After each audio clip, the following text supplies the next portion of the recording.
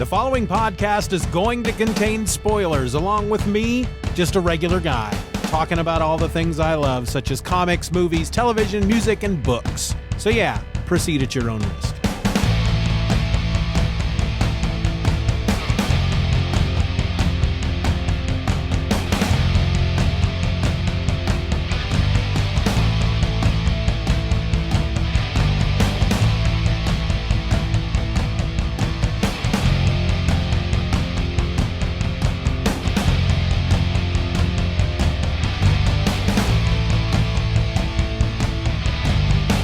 Celebrate, ladies and gentlemen, joy and fun and laughter and just exuberance should be just vomiting out of you, because today is Friday. It's Friday. Hey, hey, hey, gonna sing this song about Friday. It's Friday. I'm gonna sing this song. I'm gonna sing this song all day long. I'm gonna sing this song far and wide. I'm gonna sing this song with the Coke on my side. I don't know what I'm doing there. I don't know. I mean, sometimes you got to tell me to stop, because I'll just keep going. I'll just keep doing it. So there's another reason why today is special. Today is Friday, October the 4th. Tomorrow is Saturday, October the 5th. Why is that such a big deal? Well, tomorrow we will be celebrating the 50th birthday, the 50th anniversary of the airing of the very first episode of Monty Python's Flying Circus. I'm pausing because I'm expecting you all to be joyously being, exuberating joyously. That's what I'm expecting. I'm expecting you all to be exuberating in a joyous way. I love making up words. It's fun. I don't know. Exuberating might be a real word for all I know. Probably not. I don't know. I can't look it up right now. So yeah, 50 years. Now, 30 years ago today, on October 4th, one of those members of Monty Python passed away. The day before their 20th anniversary, another member of Monty Python, John Cleese, called it the worst case of party pooping he'd ever heard of. So what I have always done in the past, and what I'm going to try to do today and tomorrow, is I take these 2 days and I do nothing but watch Monty Python. I watch the show. I watch the movies. If I'm in the car, I'm listening to the CDs. I take the time off of work and I just sit around and I do nothing. I just bathe myself in silliness from those wacky Monty Python guys. And I haven't done it in a very long time. So I'm looking forward to doing it today. But before I do any of that, I wanted to get this episode recorded and sent out to you. Behind the curtain, I'm going to pull open the curtain here to let you see the man behind the curtain. I'm not recording this the same day I released it. So, just so you know, I'm just sorry to spoil that for you. But what I want to do today with this episode, I don't know how long this sucker's going to be, but I want to just talk about Monty Python today. I didn't make any notes, didn't write anything down. I just figured I would sit here and talk about everything that I can think of when it comes to Monty Python's Flying Circus, because I used to be just really up inside that whole world. There was a time, 15, 16, 17 years ago, I ran a website called Pythonland, and it was all about Monty Python. And I've read a lot of books, and I've seen a lot of the documentaries, and I've spent a lot of time just immersing myself in that world. And a lot of it I still remember. For example, let's just go with the basics here. So Monty Python is made up of 6 guys. You've got John Cleese, you've got Michael Palin, Eric Idle, Terry Gilliam, Terry Jones, and Graham Chapman. Now, I like to label all these guys, and the labels I feel are fairly universal. I think any Monty Python fan would agree with me. Michael Palin is the nice one. Eric Idle is the greedy one. Terry Jones is the Welsh one. John Cleese is the grumpy one. Terry Gilliam is the American one. And Graham Chapman would be the dead one. Now, 5 of these guys are from England. One of them is from America. Terry Gilliam is the American. The rest of them are all from England. The guys from England, before they got together and started making this show, John and Graham attended Cambridge University with Eric Idle. Michael Palin and Terry Jones attended Oxford. In each of their separate university experiences, they were members of their school's like comedy troupe team type thing. Having never gone to college and most certainly never gone to a British college, I don't know if that's standard across, just universities in general, that there is some type of club in which you act and do comedy and write and perform sketches. That's what these were. One of them, I think the Cambridge group even had their own hall where it had a bar, it served alcohol, they could throw these parties and people charge people to come in, and they would do their performances. And whereas the Oxford guys, they had to go rent a hall when they did their stuff. That's the way I understood it. In the meantime, Terry Gilliam, he's in America. I believe he grew up in Minnesota. I think he's a Minnesota guy. And he worked on, he was really into the college, his school's newspaper, magazine type thing. And he was a big fan of Mad Magazine. And he wanted to make something like that was satirical and funny and bucked convention, that type of thing.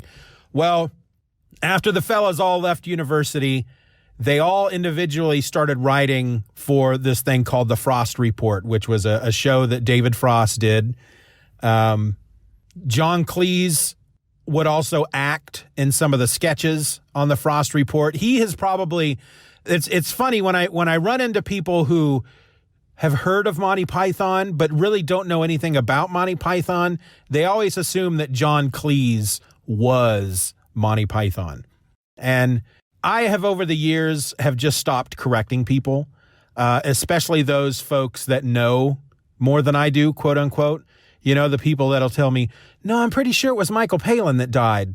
And I just nod and smile and walk away.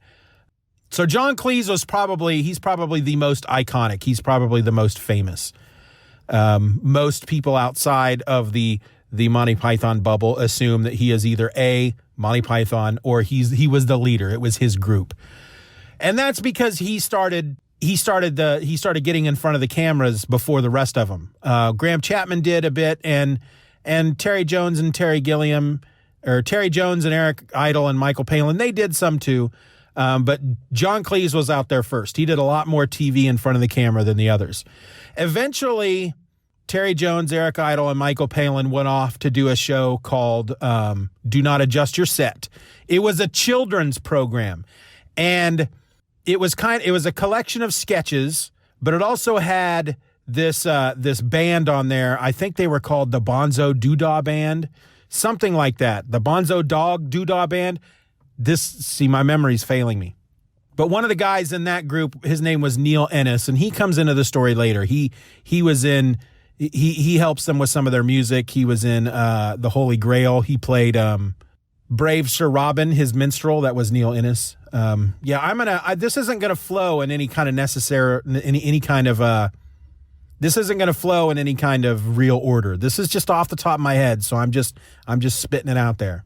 So John Cleese and Graham Chapman, they were writing partners. They would work together. They would write stuff for whatever various TV shows that they were working on at the time. And they would stop writing. They would take a break whenever Do Not Adjust Your Set would come on, because they thought it was really funny. And though it was a children's program, adults across the country apparently really liked it. So at one point, I guess John and Graham thought that they might want to work with the Terry, Mike, and Eric. And I think it was John that approached Michael, because really when it comes, for my tastes, Michael Palin is the most talented of all of them. He's my favorite. My daughter is named Palin. That's not a coincidence. And so they got together and they said, well, let's do a show together. And somehow Terry Gilliam enters into all this. At some point while he was back in America and he was working for a magazine called Help, John Cleese, I think it was with his Cambridge troupe, they were doing a review that toured, and they came to New York, and Terry Gilliam had gone to see them perform, and he thought that John Cleese was very funny and thought he could pull great faces. And so he hired him to take part in this, they called it fumetti. I believe that's the word. Now I can't remember. I think it's fumetti. Basically, it's a comic book with photographs. So you take the photographs of the person doing these things, and then you put word bubbles over the photographs. And he did this story where John Cleese plays a guy that falls in love with his daughter's Barbie doll. And so that's how they meet. So after Terry Gilliam graduates college, he wants to get into the show business. He wants to write. And so he somehow winds up in England, and he gets a hold of John Cleese, and John Cleese gets him in touch with somebody else, and then they get him in touch with the guys doing Do Not Adjust Your Set. And he doesn't do a lot of writing there, but he starts doing this animation. So Terry Gilliam, he's the animator. He's what brings really Monty Python's Flying Circus. He brings them their unique look, because he would do these little cartoons that involved a lot of cutting out of things out of classic artwork or magazines and stuff, and he would make them move across the screen. And so he gets in touch with these guys. He shows them some of his stuff. They hire him for the show, and then he comes along when they do Monty Python's Flying Circus. So before they had any concept of what they wanted to do, they went and met with the big guy at the BBC that makes all the decisions, the guy that decides who's going to have a show and who's not. And so the six of them go into this guy's office, and the guy starts asking them questions and goes, okay, so you want to do a show. Do you have a name? And they kind of look at each other. No, we don't. We haven't come up with a name yet. Okay, well, what kind of show are you going to want to do? Is it going to be a variety show? We really haven't given it much thought. Will there be is it going to be sketches? Yeah, sure. Yeah, there's going to be sketches. Will there be musical acts? I don't know. Probably not. We really haven't discussed that quite yet. Will you be doing anything on film? Maybe that might happen. And then the guy just kind of says, all right, well, I'm going to give you 13 episodes, but that's it. And that's something that would never happen today. There's so many, hoops and hurdles that you got to jump through just to see somebody. And for these six guys who, granted, they were known, they weren't famous, but they were known. They had a resume behind them. This guy had enough trust in them based on what they've done before that he just gives them 13 shows. And that's the way they do it in England. They don't do seasons. They do series. So they did the first series, which was 13 episodes. Then they did a second series, which was, I believe, also 13 episodes. They did a third series, and John Cleese was kind of, I don't know if I want to do this third series, but he did it anyway, and they did 13 episodes of that. And then when they did a fourth series, John Cleese said, I don't want to do it anymore. And again, by this point, John Cleese had been in front of the camera much longer than the other guys. And he has gone on record many times to say that he felt by that point they were repeating themselves a lot. He didn't think they were being as original as they used to be, and he was just kind of tired of it. And so he left the group, and they decided to go on with the fourth series, but they only did, I think it was 6 episodes. There's 45 episodes in total of Monty Python's Flying Circus. And when you think about that for a second, you think about stuff that's on TV nowadays, some of the big shows that everybody's always going to remember, Friends, The Office, shows like that, and you think of how many episodes there are. And then you think about a lot of people that do comedy these days, they will still say, well, Monty Python was a big influence of mine. And then you go and look, and they've got 45 episodes. I mean, that's a lot. That was a lot for back then. But looking at it now where people are doing 200, 300, 400 episodes, it's like 45? Really? And these guys are a big influence? Yes, 45 episodes. Not a stinker in the bunch. There are some episodes that I don't enjoy certain areas. It's like, all right, yeah, that's funny. But every episode, good episode. So let's talk about the show for just a little bit. I want to mention my favorite sketch of all. It's called the fish slapping dance. There is no dialogue in the sketch. It's a very silly, pointless sketch. And I think most people will tell you that the fish slapping dance is their favorite. I'm going to put a link to the video in the show notes because I feel like everybody in the world, if they haven't seen it, they need to watch it at least once. Some of my other favorite sketches are the Argument Clinic. The Parrot sketch is a classic. There's a really good episode called The Cycling Tour, and I think it was in their third series, and it's like the only episode that tells a story from beginning to end.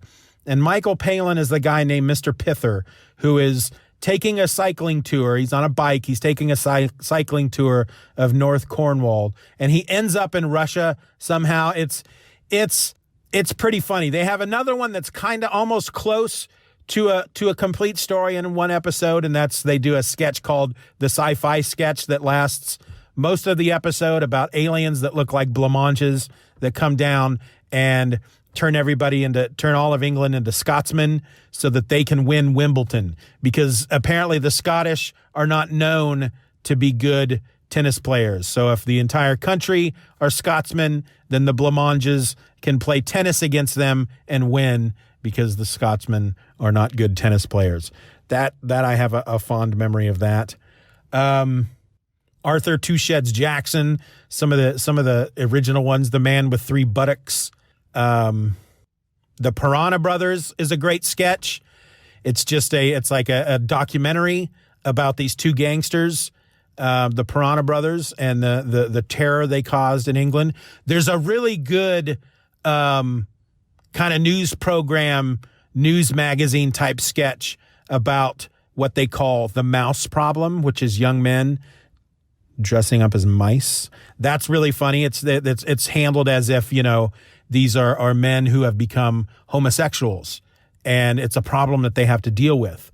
Or men, teenagers experimenting in with drugs and whatnot. And it's like the societal issue that's cropping up that the young people are just flocking towards, and it's dressing up as mice, going to parties, dressing up as mice, eating cheese. It's really silly. It's really funny. There's the upper class twit of the year. That's pretty funny. Olympic hide and seek, which is an Olympic event that lasts years, because you have two contestants. The guy that hides has, the guy that's finding, he covers his eyes and he counts to 100. The guy that's hiding can literally hide anywhere on Earth. So he has 100 seconds to jump in a cab, to go to the airport, to jump on a plane, to go somewhere and hide. And it's so funny. It's a really funny sketch. Now, beyond the TV shows, they did their movies. Monty Python and the Quest for the Holy Grail is probably their most famous. I think anybody who knows anything about Monty Python, most people you'll find have seen the Holy Grail, if not the entire movie, bits and pieces of it. Beyond that, there's The Life of Brian and The Meaning of Life. But before all three of those, there was a movie called And Now for Something Completely Different. That was something that they used to do in the show to tie sketches together, because the whole point of the show was the sketches wouldn't necessarily end. They didn't like the idea of writing punchlines. They thought with sketch comedy, you'd watch a sketch that's on TV and the sketch would be so funny. And most of it, the funniest parts were during the sketch that were leading up to what is supposed to be the punchline, which always fell kind of flat. And so they tried not to do punchlines. They would, one sketch would lead into another. And a lot of the ways they would tie things together and let it flow, kind of a stream of consciousness type thing, was Terry Gilliam's animation. But another thing they would do is they would just cut to John Cleese sitting at a desk in a suit and tie, and they'd have the desk in an alley or out in the forest or just wherever. And he would be on the phone or something, and he'd hang up and he'd look at the camera and he'd say, and now for something completely different. And then they would do something else, which is brilliant. And so they had this movie called And Now for Something Completely Different. And it was just a film version of a lot of their sketches. So basically take one of their episodes and take like all the best sketches from the first season, basically, and create a super mega episode out of it that's about 90 minutes long, and it's on film. That's what And Now for Something Completely Different was. And it was funded by, if not Hugh Hefner, basically it was one of the guys that ran the Playboy Club in London really liked Monty Python, and he helped get this movie made. which is really one of the problems with the Monty Python movies. It's the reason why you can't go out and buy a box set. Each movie was made by different movie companies. Life of Brian, for example, so they write this movie that is about a guy named Brian who is born literally 3 to 4 doors away from Jesus Christ. And it follows this guy's life, and he is mistaken for the Messiah. And it has a lot to say about the church. Doesn't have a lot to really say about religion in general, but it's more making fun of the church. And so a lot of people were really upset by this movie. And I guess the movie studio that was going to put it out, at one point, the head of the movie studio, as they were getting everything ready to go and they were ready to start filming, they'd done all this pre-production and everything. The head of the studio gets a hold of this script and he goes, "Whoa, we can't make this movie. This movie's making fun of Jesus." And it doesn't. Never in the movie do they make fun of Jesus at all. And so he says, "Nope, we're not doing this." And the Pythons ended up having to take the studio to court because they'd spent a lot of money. They'd made the arrangements. They had a contract. They'd spent all this money in pre-production, so they had to take them to court. But then they couldn't get this movie made, and in steps George Harrison from the Beatles, who is a huge Monty Python fan, and he puts up some of his money. He takes a loan out on his house. He gets a lot of other of his rock star friends to put the money together. He creates a film studio called Handmade Films, which I think is still making movies today, just to make this movie, just simply because he wanted to see this movie get made. He wanted to watch the movie. That's how big of a fan George Harrison was. He just wanted to watch the movie. And none of the Pythons, they knew that he was funding it. They knew that he was producing it, basically, but they didn't understand that he was literally putting his house on the line to make this movie. They just assumed, well, he's a Beatle. He's got billions of dollars to just throw around. And while he did have a lot of money, he didn't have that kind of money just to throw around. It's millions and millions of dollars to throw into a film. So he had to mortgage his house or something. Life of Brian is probably my favorite of the 4 movies. Holy Grail, of course, is the classic. Life of Brian, I think, is the best one. However, my favorite moment from all 4 movies comes from The Meaning of Life, which is probably the least of all 4 movies. But there's a moment in which Michael Palin plays a drill sergeant, and he's got his group of soldiers, and he is screaming at them in the way a drill sergeant will. And he just wants them to march up and down the square. That's what they're doing. That's what they're going to do. They're going to march up and down the square. And one guy raises his hand and, he goes, unless you have something else you'd rather be doing. And one guy raises his hand and he says, well, I'd kind of like to be off with the wife and kids. And Michael Palin is just so upset and angry about this. And he gets in his face and he's like, oh, you'd rather be with the wife and kids. And he's like, well, yeah, I think I would be. And he goes like, fine, go be with your kids. And then eventually everybody's like, one guy's like, well, I've got a book I'd like to read. He's like, fine, you go read your book. And it's probably one of the funniest Monty Python sketches ever, but it doesn't get called out enough because it's in the worst of the 4 movies. Now, they did a number of albums as well. They did there's an album called Matching Tie and Handkerchief, which on record had 3 sides. And basically it meant that one of the sides had 2 different sets of grooves. So depending on where you put the needle, it would play side 2 or side 3. And they thought they were pretty darn ingenious. They thought, this is something nobody else has ever done. But then they found out that it had been done before. They did an album that's mainly all songs called the Contractual Obligation album, which they made literally because they were contractually obligated to do a certain number of albums. They did an album that was basically just audio versions. They just recreated the sketches in a recording studio. But some of the best ones, though, are brand new sketches that they wrote just for the album. And one of their best albums is actually the soundtrack to the Holy Grail. They did a soundtrack for each of their movies. And so when the Holy Grail soundtrack, it's like they had this opportunity to do the soundtrack for the Holy Grail, and they just went all out. And while there is stuff from the movie in the soundtrack, there are brand new audio sketches in this soundtrack, and some of them are just some of the best.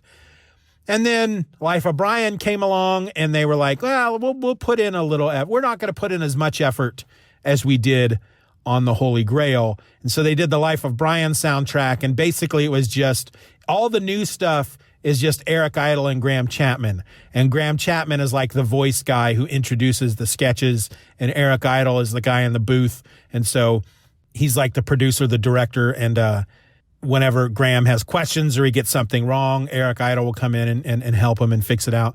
And then I don't really remember the Meaning of Life soundtrack being anything other than just a collection of the sketches and audio. That's all I remember it being. Now, Monty Python has been a big part of my life since I was a teenager.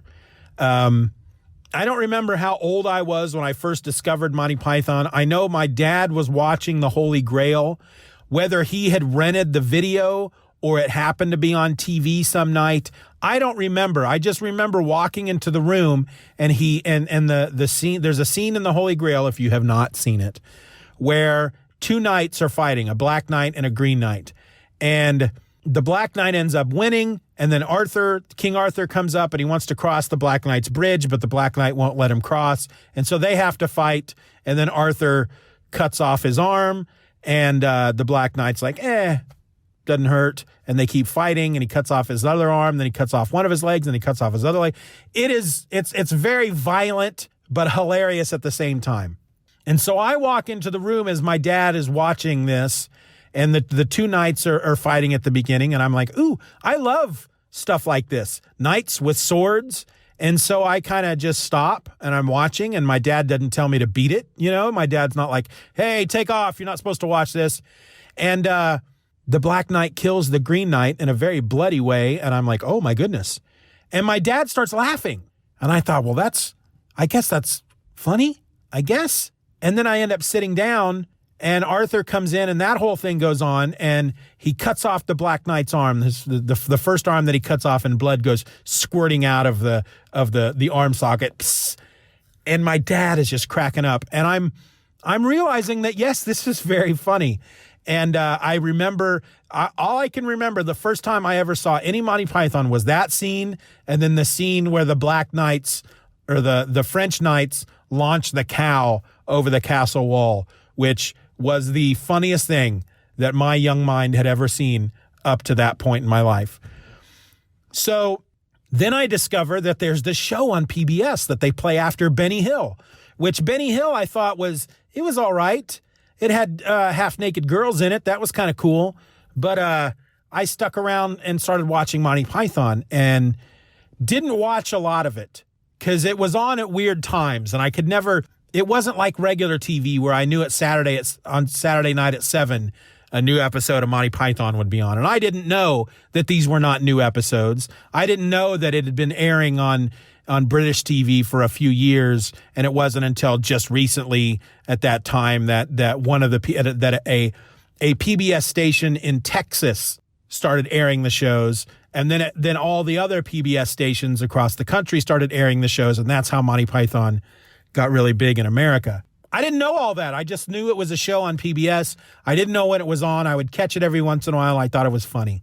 But as I would continue through my school career, I would start watching. I would rent Monty Python and the Holy Grail. I would rent Life of Brian. I would rent Meaning of Life, and now for something completely different.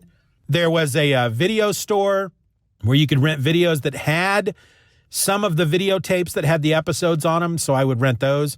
But my senior year in high school, a buddy of mine comes up to me and he says, hey, we should do forensics this year. If you're not sure what forensics is, it's not the art of crime scene investigation. It's also it's like an acting competition team.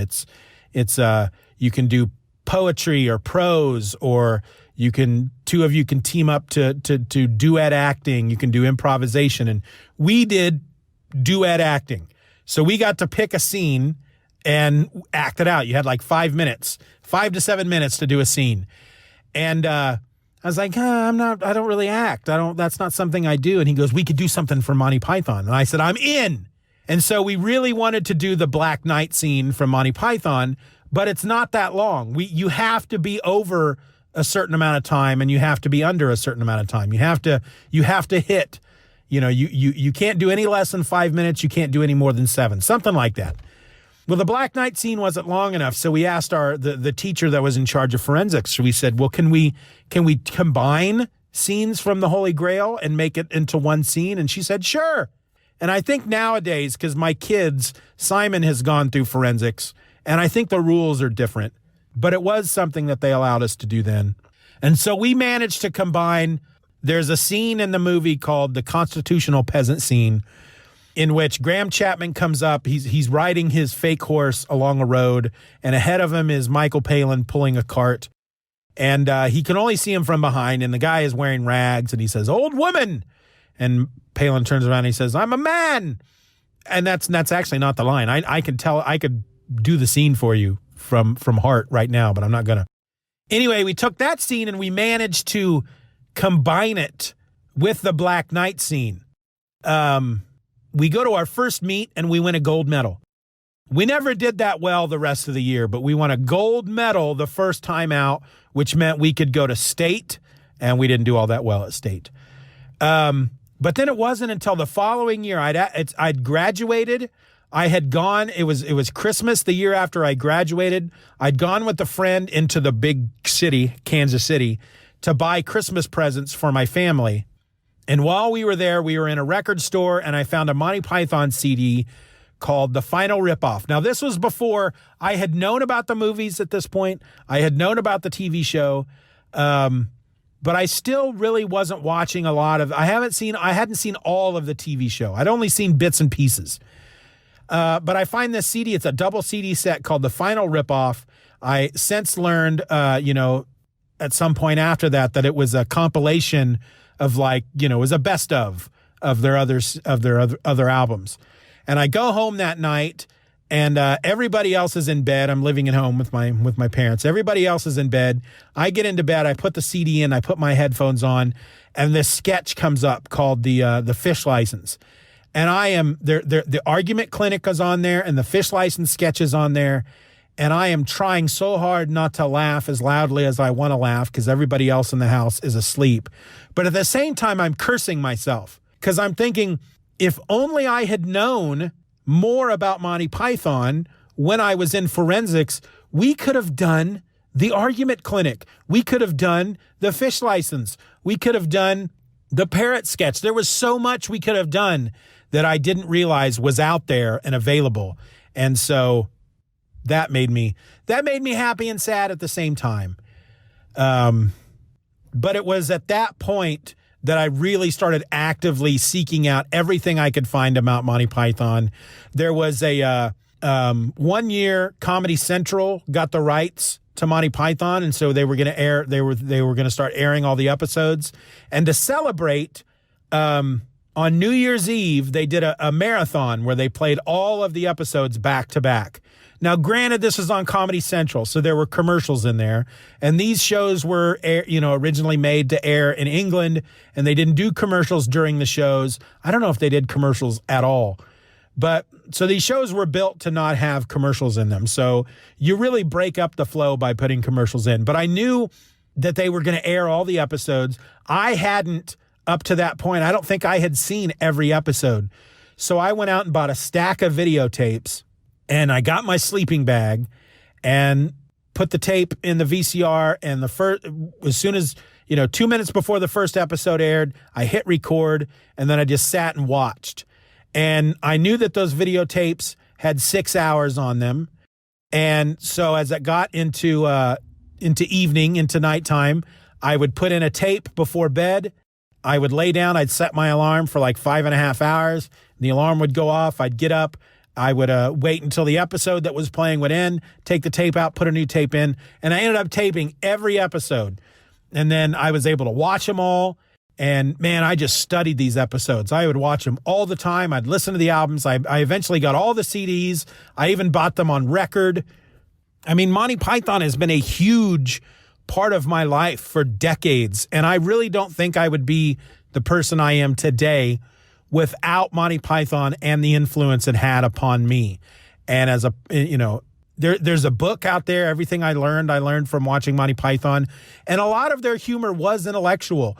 There are times where something will come up in the news or history or whatever about some member of British government from back in the 60s, and I'd go, oh, I know that guy.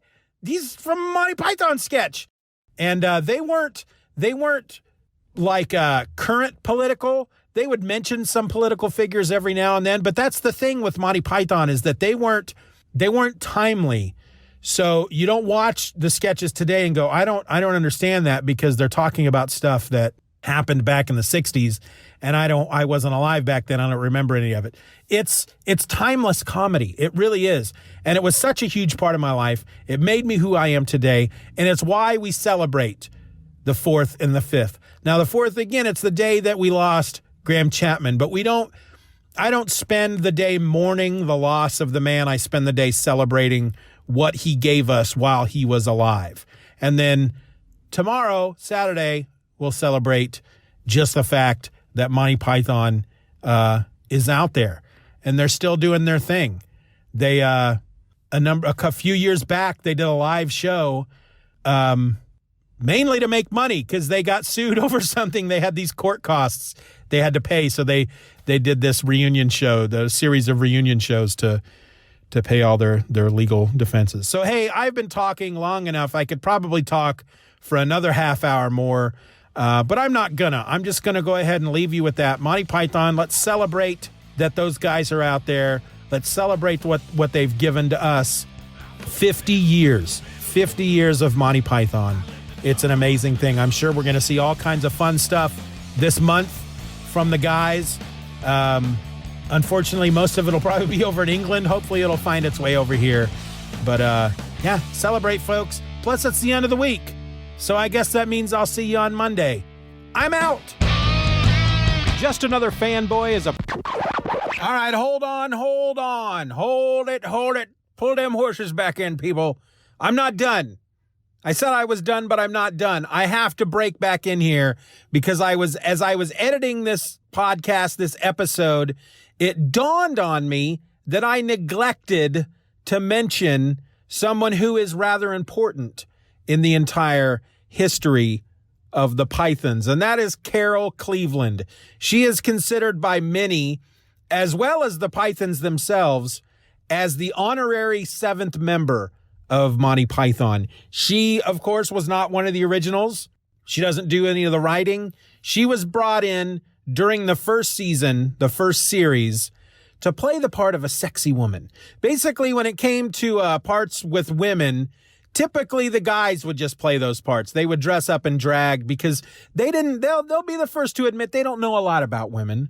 And so the parts that they would write for women would be just like silly old ladies. And they would just play those parts themselves. But they had a sketch called the Marriage Counselor sketch. And it had Michael Palin come in with his wife to the marriage counselor to get a bit of marriage counseling. And the marriage counselor was played by Eric Idle. And the problem that he was having with his wife is that she seemed to not pay much attention to him, and that maybe she was stepping out on him. Well, his wife is played by Carol Cleveland, who is a very attractive woman. And right away, there is a connection between her and Eric Idle. And as Michael Palin's character is explaining what's going on, these other two are just ignoring him completely. And they end up going back behind a screen to take off their clothes and do adult things. All the while, Michael Palin, who's playing a very weak-minded man, he gets kind of pushed out into the hallway while they do their thing. So they needed a woman for that really to work. And they bring in Carol Cleveland, and then they ended up using her a couple more times for parts like that. But eventually they realized one of the things that they liked the most about her was that she got it. She had the same kind of humor that they had, and she got what they were trying to do. A lot of people would come in at first, and they didn't understand what it was that they were trying to do with this show. But she got it right away, and eventually she would go on to play many more parts. She was in The Holy Grail. She played, I can't remember their names. She played two twins. She played a set of twins in Castle Anthrax. It was Newt and something that started with a Z, something like that. She was also in Life of Brian and, of course, Meaning of Life. She one of my favorite sketches that she's in is the Scott of the Antarctic. It's a great sketch. She's super funny in it. She's very, very funny in that sketch. She plays an American actress named Vanilla Whore, and she is so funny. She's in a lot of sketches. They did have other women that would appear every now and then, but she is one of the honorary Pythons, her and Neil Innes, who I already mentioned earlier in the episode. But I was listening back to the episode as I was editing it, and I know I had planned on talking about her. That was part of the plan. It was in my head to mention her because she is very important. And then it just kind of slipped out of my head while I was talking about other things. And I didn't want this episode to end without talking about Carol Cleveland because she is awesome. I think she was I'm pretty sure she was part of their reunion show too that they did just a few years back. She went on tour with them when they would go out and perform live. She would go with them. I mean, she was pretty much a member of the Flying Circus. She was one of them. And to not mention her would have been a crime. It would have been disrespectful.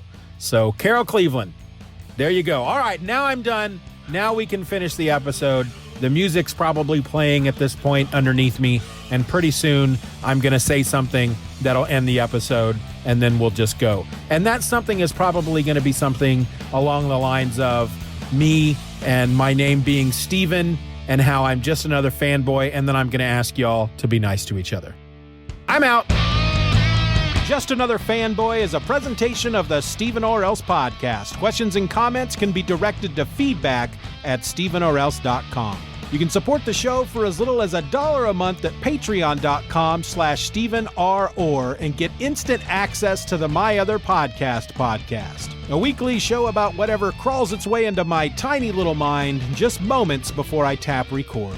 You can find me on the World Wide Web at stevenorelse.com or find me on Twitter and Instagram by searching for @StevenOrElse. I also encourage you to subscribe to the show, leave us a 5-star review, and share this episode with a friend. Just Another Fanboy is a proud member of the Comics Podcast Network. You can find that over at comicspodcasts.com. All links will be in the show notes.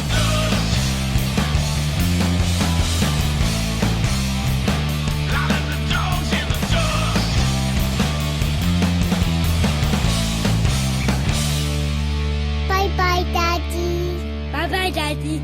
Good job.